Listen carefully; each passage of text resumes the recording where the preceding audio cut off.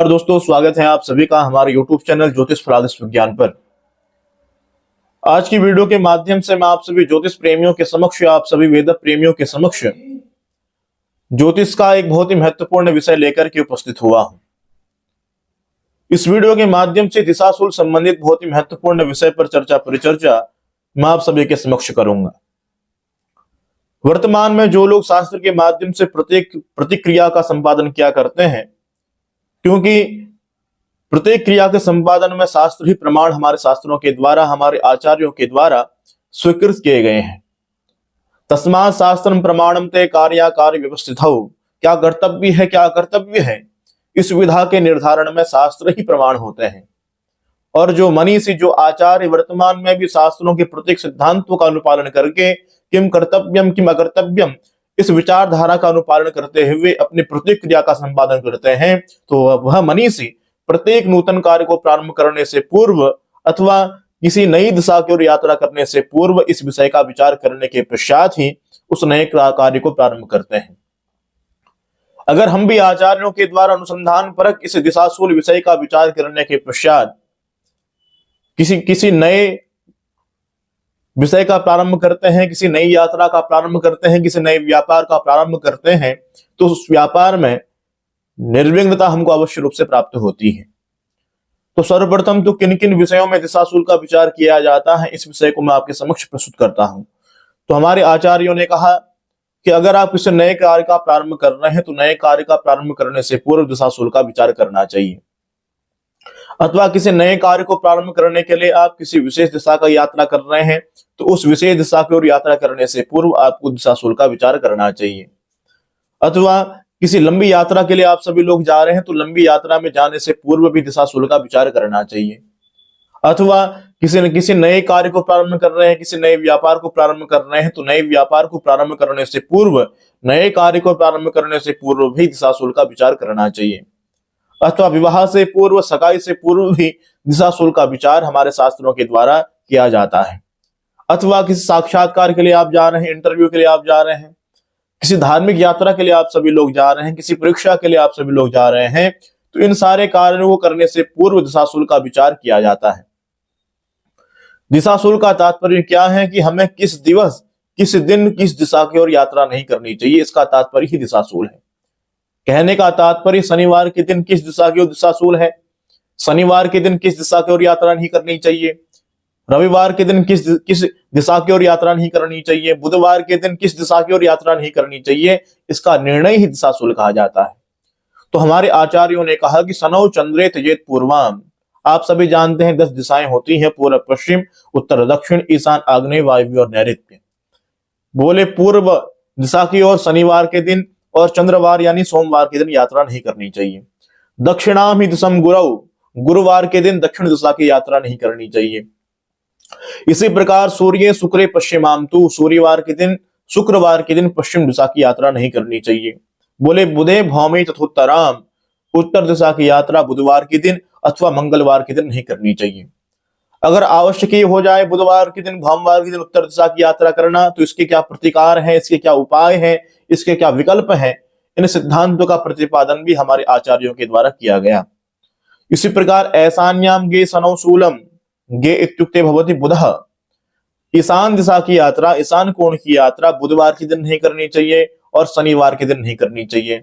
इसी प्रकार आग्नेयाम गुरु सोमयोः, आग्नेय कोण की यात्रा गुरुवार के दिन नहीं करनी चाहिए और सोमवार के दिन नहीं करनी चाहिए। वायव्याम भूमिपुत्रेतु, भूमिपुत्रः इत्युक्तः मंगलः, मंगलवार के दिन वायव्य दिशा की यात्रा नहीं करनी चाहिए। नैऋत्याम सूर्य शुक्रयोः, नैऋत्य कोण की यात्रा सूर्यवार के दिन यानी रविवार के दिन और शुक्रवार के दिन नहीं करनी चाहिए। अगर आवश्यक ही पड़ जाए सूर्यवार के दिन नैऋत्य दिशा की यात्रा करना, अथवा शनिवार के दिन पूर्व दिशा की यात्रा करना आवश्यक ही पड़ जाए, अथवा सोमवार के दिन पूर्व दिशा की यात्रा करना आवश्यक ही पड़ जाए, तब ऐसी स्थिति में क्या करना चाहिए? तो आचार्यों ने कहा सूर्यवारे घृतम पीत्वा, जिस प्रकार सूर्यवार के दिन नैऋत्य कोण की यात्रा करना वर्जित बताया गया है, अगर सूर्यवार के दिन आपको नैऋत्य कोण की यात्रा करना आपके लिए आवश्यक ही हो जाए तो घी का पान करने के पश्चात आपको यात्रा प्रारंभ करनी चाहिए। उसी प्रकार सोमे पयस्तथा, जिस प्रकार सोमवार के दिन पूर्व दिशा की ओर यात्रा करना वर्जित बताया गया है, अगर सोमवार के दिन पूर्व दिशा की यात्रा करना आपके लिए अत्यंत आवश्यक है तो सोमवार के दिन पयस तथा पेय का पान करने के पश्चात आपको यात्रा का प्रारंभ करना चाहिए। इसी प्रकार जिस दिन भोमवार के दिन जिस दिशा की ओर यात्रा करना वर्जित बताया गया है, अगर भोमवार के दिन उसी दिशा की ओर आपका यात्रा करना आपके लिए अत्यंत आवश्यक हो तो बोले गुड़ का भक्षण करने के पश्चात आपको यात्रा प्रारंभ करनी चाहिए। और बुधवार के दिन तिलादपि, बुधवार के दिन यात्रा करना आवश्यक हो तो तिल का भक्षण करने के पश्चात आपको यात्रा प्रारंभ करनी चाहिए। इसी प्रकार गुरुवार के दिन जिन जिन दिशाओं की ओर यात्रा करना वर्जित बताया गया है, जिस प्रकार शास्त्रकारों ने कहा कि गुरुवार के दिन दक्षिण दिशा की ओर यात्रा नहीं करनी चाहिए, अगर गुरुवार के दिन दक्षिण दिशा की ओर यात्रा करना आपके लिए अत्यंत आवश्यक हो तो गुरुवार के दिन बोले दधिम प्राश्य, दधि का भक्षण करने के पश्चात आपको यात्रा प्रारंभ करनी चाहिए। शुक्रवार जवान अपनी, शुक्रवार के दिन यात्रा करना अत्यंत आवश्यक हो तो जौ का भक्षण करने के पश्चात आपको यात्रा प्रारंभ करनी चाहिए।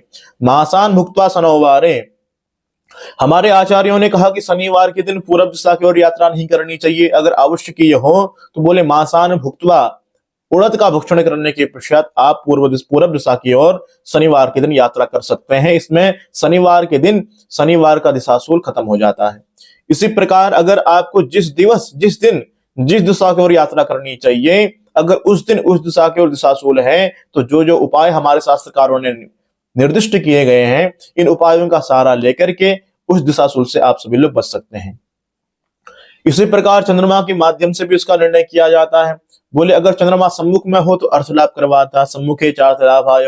अगर पृष्ठे चंद्रमा, अगर चंद्रमा पश्चिम में हो तो धनक्षय, उस यात्रा में धन का क्षय होता है, अथवा उस व्यापार में उस कार्य में धन का क्षय होता है। बोले दक्षिणे दक्षिणे सुख संपत्ति, अगर दक्षिण का चंद्रमा हो तो दक्षिण में सुख संपत्ति को बढ़ाने वाला वह चंद्रमा माना गया है।